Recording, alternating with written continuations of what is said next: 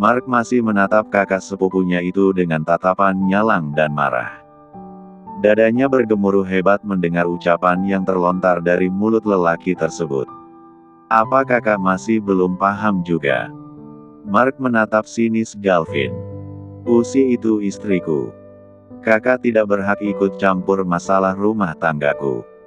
Tekan Mark.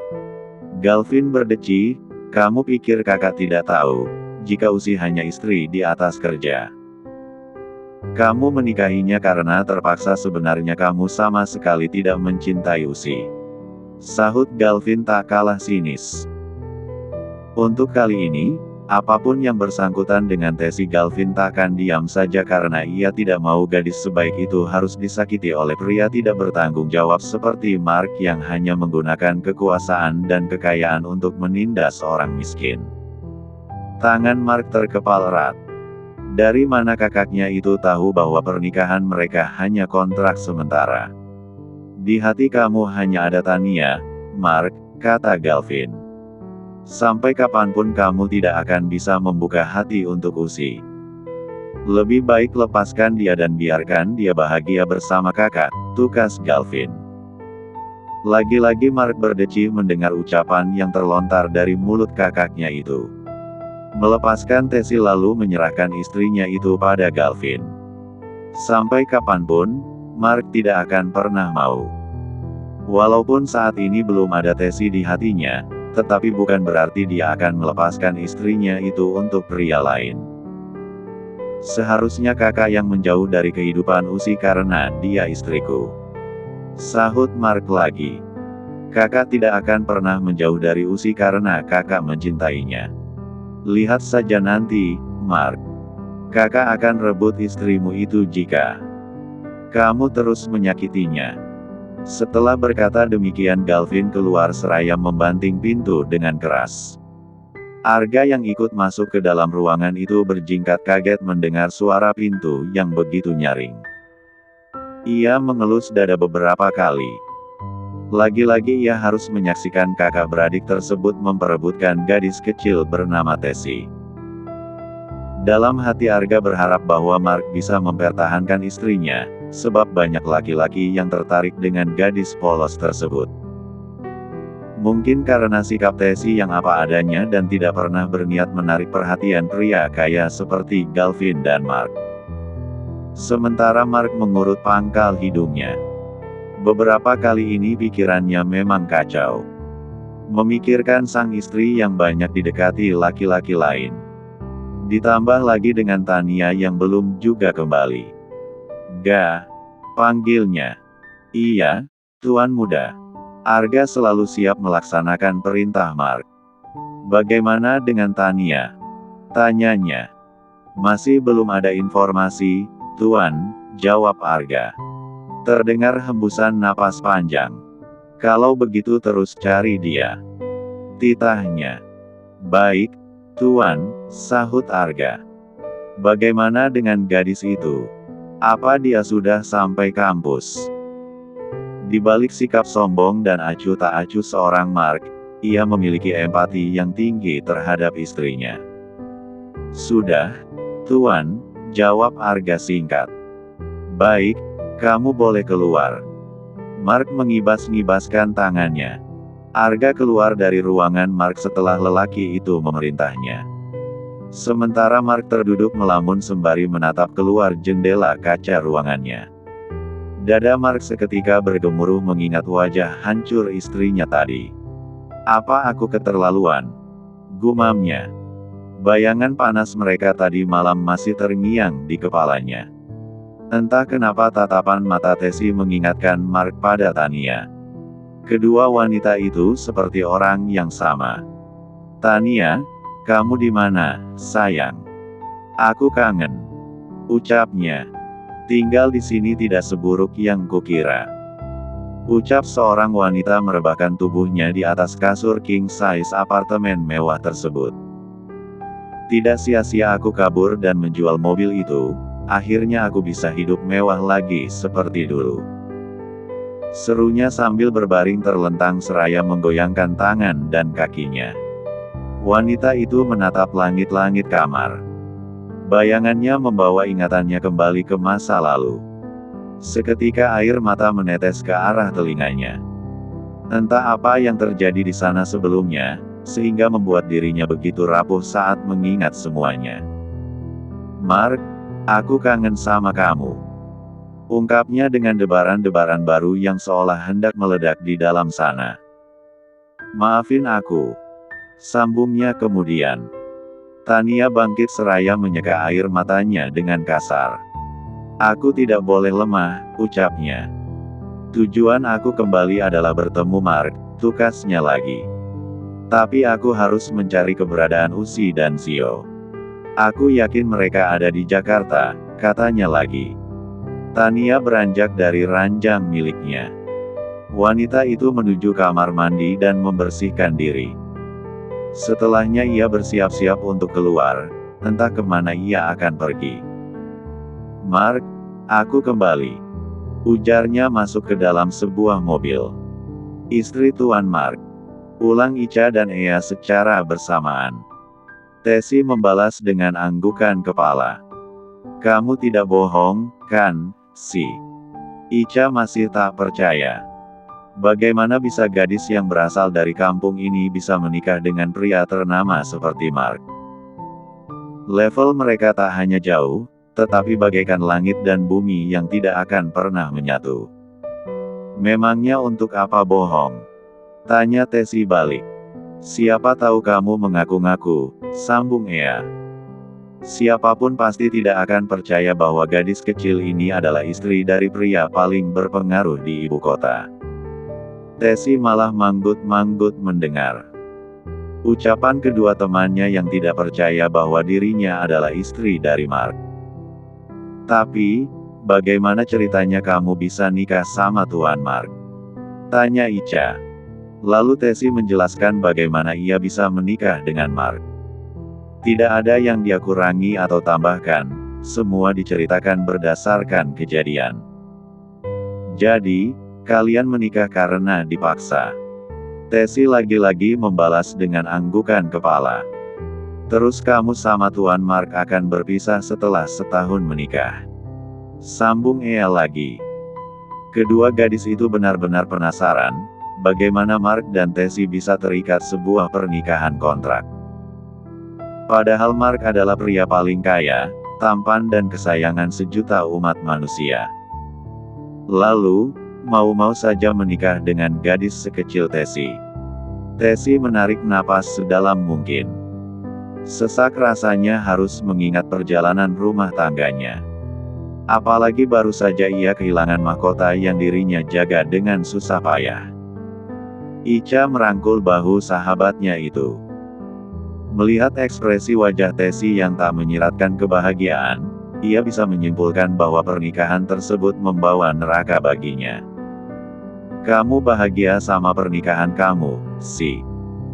Walaupun Ica dan Ea tidak tahu bagaimana perjalanan hidup Tesi, tetapi sejak mengenal gadis cantik ini, keduanya yakin bahwa banyak hal yang sudah Tesi lewati dengan air mata. Tesi menggelengkan kepalanya, jujur. Ia memang tak bahagia sama sekali. Apalagi sejak Mark mengambil paksa mahkota yang ia jaga dengan baik. Tak seharusnya Tesi marah karena lelaki itu adalah suaminya, tetapi perasaan hancur, sakit dan kecewa karena perlakuan kasar lelaki itu membuat Tesi sedikit trauma. "Usi tidak bahagia, Kak," jawabnya. Satu tetes air mata membasahi pipi cantiknya. "Kenapa Usi tidak bahagia?" tanya ia lembut dan benar-benar ingin tahu, apa yang membuat gadis cantik ini tidak bahagia dengan pernikahannya. Mark keluar dari mobil dan menunggu sang istri yang keluar dari gerbang kampus. Setelah Galvin mendatanginya tadi, entah kenapa ia sedikit panik jika kakak sepupunya itu nanti malah mendekati istrinya lagi. Tidak lama kemudian, tampak Tesi keluar dengan wajah lemasnya. Gadis yang biasa terlihat ceria ini, kini berubah menjadi murung. Gat tersebut berhasil membuat dada Mark berdenyut sakit. Apakah ia telah menorehkan luka paling dalam di hati istrinya? Mark berdehem seraya melipat kedua tangannya di dada. Tesi baru menyadari kehadiran suaminya. Sejak tadi ia memang tidak fokus karena memikirkan nasib dirinya. "Mas," sapa Tesi yang masih bisa tersenyum. Seperti biasa ia menyalami tangan lelaki itu. Lagi-lagi hati Mark mencelos sakit. Walaupun ia sudah merusak gadis ini, tetapi sikap Tesi padanya tidak berubah sama sekali. Entah karena Tesi yang polos atau memang ia terlalu baik. Sejenak Mark terdiam, seolah menikmati bibir Tesi yang menempel di punggung tangannya. Sialnya lagi, kenangan panas mereka semalam seakan kembali terekam jelas di dalam kepalanya. "Ayo pulang." Hanya kata itu yang keluar dari mulut Mark. Tesi membalas dengan anggukan kepala tanpa protes seperti biasa. Ia masuk di bangku penumpang, lalu duduk dengan tenang. Sebab, saat ini tak ada yang bisa ia pikirkan selain nasib dirinya ke depan. Mark ikut masuk dan duduk di samping sang istri, sementara Arga langsung menancapkan gas mobil. Di dalam mobil tak ada percakapan. Tak ada suara kebisingan atau perdebatan singkat seperti biasa. Pasangan suami istri itu seakan sibuk dengan pikiran masing-masing. Tesi menatap kosong ke arah jendela kaca mobil seraya menikmati kepadatan kota Jakarta siang ini. Sementara Mark diam-diam memperhatikan perempuan itu. Arga yang duduk di bangku depan merasa kehilangan dua sosok majikannya yang selalu membuat dirinya geleng-geleng kepala. Kini kedua orang itu terlihat asing walau berdiri di atap yang sama. "Kamu lapar?" tanya Mark memulai pembicaraan. Tesi membalas dengan anggukan kepala. Jujur saja ia lapar karena memang nafsu makannya berkurang. "Kita jemput Zio, setelah itu cari makan," ucapnya. Mark sengaja menjemput istri dan anak sambungnya itu karena takut Galvin atau Bayu mendahului dirinya. Ia benar-benar tak mau ada laki-laki lain yang mendekati Tesi lagi. Jika dikatakan ia cemburu, Mark tidak bisa menjawab. Jelasnya ia memang tidak suka istrinya didekati oleh pria lain. Lagi-lagi Tesi hanya mengangguk dengan wajah polosnya. Ia seakan mengikuti apa yang suaminya ucapkan. Sampai di sekolah Zio, kedua orang itu turun seraya menyambut pria kecil yang sejak tadi menunggu mereka. "Mami, Papi," sapa Zio dari jauh seraya melambaikan tangannya. Tesi tersenyum hangat. Di saat jiwa dan hatinya rapuh, Zio datang sebagai obat yang ampuh. Jujur saja jika bukan karena Zio, mungkin Tesi sudah menyerah menjalani proses kehidupannya. Pria kecil dengan senyuman hangat itu sudah banyak memberinya pelajaran hidup yang tidak akan bisa Tesi lupakan. "Mami," seru Zio. Tesi berjongkok dan menyamakan tingginya dengan pria kecil tersebut, seraya menyambut pelukan hangat dari tubuh mungil Zio. "Bagaimana hari-harimu di sekolah, Nak?" tanyanya. "Baik, Mami. Tadi Zio dapat nilai tinggi," serunya seraya memamerkan selembar kertas di tangannya. "Wah, Zio, hebat," seru Tesi yang tak kalah heboh seperti anak kecil. "Anaknya siapa dulu dong?" Zio menaikkan kedua alisnya menggodanya sang ibu. "Anaknya Mami Usi dong," jawab keduanya kompak sembari tertawa lepas seolah tanpa beban. Mark dan Arga yang menyaksikan betapa akrabnya ibu dan anak itu, ikut terkekeh gemas. Apalagi ekspresi wajah Zio yang benar-benar menggemaskan. Zio mengangkat kepalanya dan melihat ayah sambungnya tersebut. "Papi," sapa Zio. Setiap kali Zio memanggil dirinya dengan panggilan tersebut, kehangatan menjalar di dalam aliran darahnya. Entah kenapa ia begitu bahagia. Padahal awalnya ia jengkel dengan Zio karena terlalu manja padanya. Apa? Walaupun begitu sifat Mark tetap saja arogan. "Gendong Zio," pintanya seraya mengulurkan tangan. Mark mendengkus kesal, tetapi tetap mengendong anak kecil itu. "Sini," ucapnya. "Hol." Zio bersorak sembari naik ke dalam gendongan Mark. "Papi tampan banget, kayak muka Zio," ujarnya. Kemana saja kamu selama ini?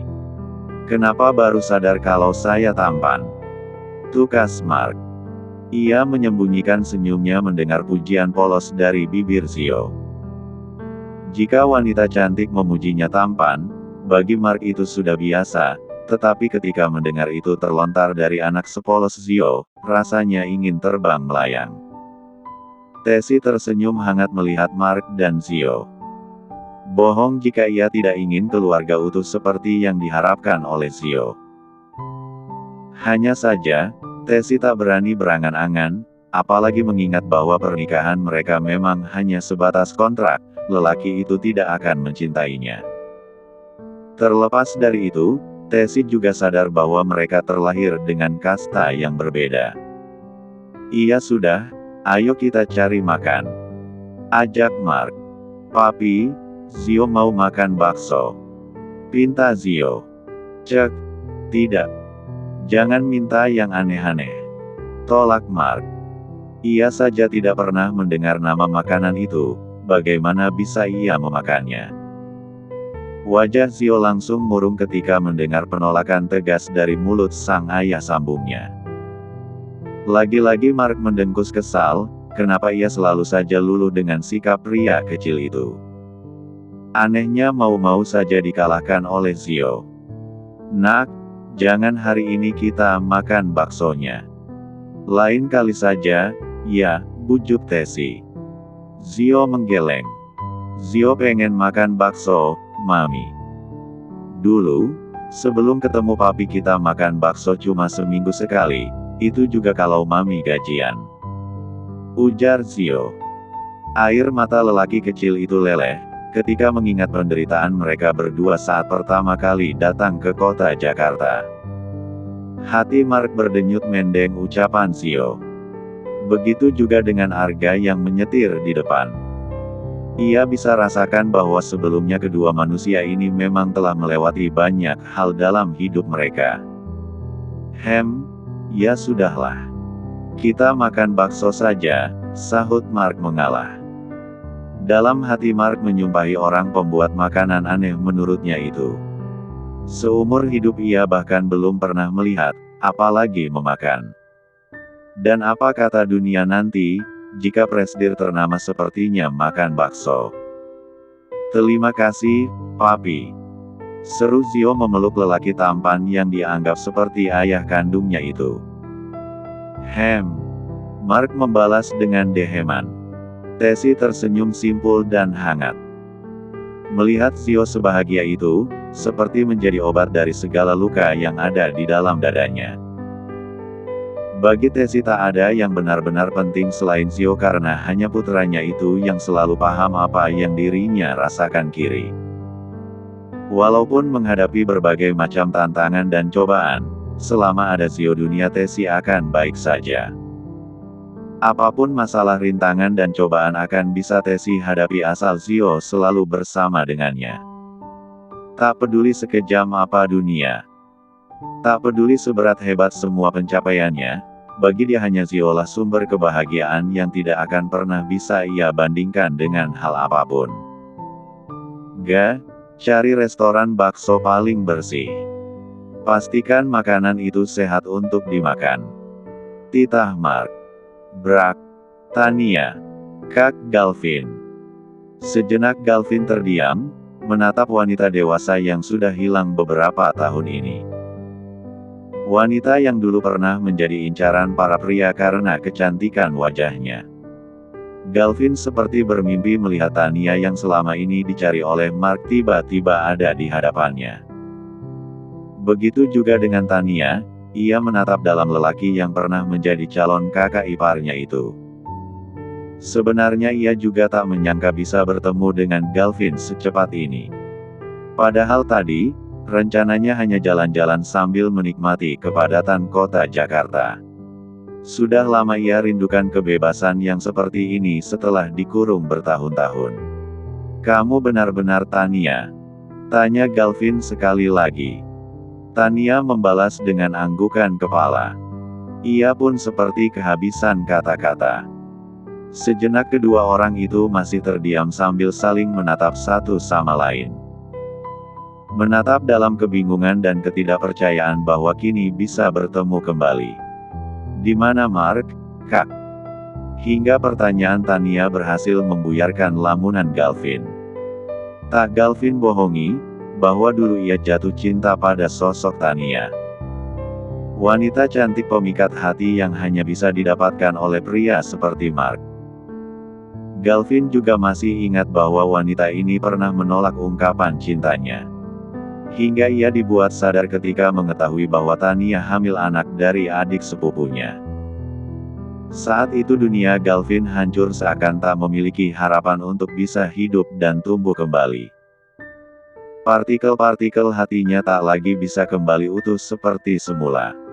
Kak, panggil Tania sekali lagi. Kenapa kakak diam? Galvin langsung tersadar dan menggelengkan kepalanya. Tidak apa-apa. Lalu kedua orang itu menuju kafe yang tidak jauh dari tempat mereka bertemu lagi.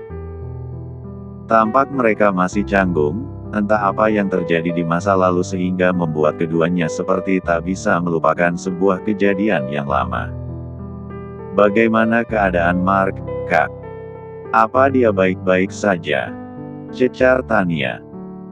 Galvin masih enggan bicara karena ia belum menyangka bahwa kini bisa bertemu lagi dengan wanita yang dia cari selama bertahun-tahun belakangan ini.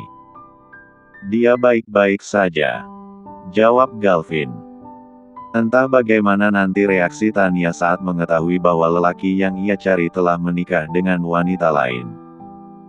Di mana dia, Kak? Aku pengen ketemu dia, ujar Tania. Lagi-lagi Galvin terdiam. Apa Tania sama sekali tak berniat untuk bertanya kabarnya? Kenapa Tania malah menanyakan kabar pria lain? Galvin menatap Tania begitu dalam. Ada sesuatu yang sepertinya tak mampu ia ungkapkan dengan kata-kata. Di mana anak kamu, Tania? Galvin masih ingat bahwa wanita itu menghilang sejak kehamilannya terbongkar. Raut wajah Tania berubah. Dadanya kembali sesak ketika mengingat anak yang ia tinggalkan padahal baru berusia beberapa bulan. Rasanya ia ingin bertemu dengan anaknya tersebut dan meminta maaf atas apa yang sudah ia lakukan. Tania, panggil Galvin sekali lagi. Aku tidak tahu di mana dia, Kak. Aku terpaksa meninggalkannya, jawab Tania jujur. Terpaksa. Kening Galvin mengerut. Terpaksa bagaimana? Kenapa kamu bisa pisah sama anak kamu? Dan kemana saja kamu selama ini? Cecar Galvin.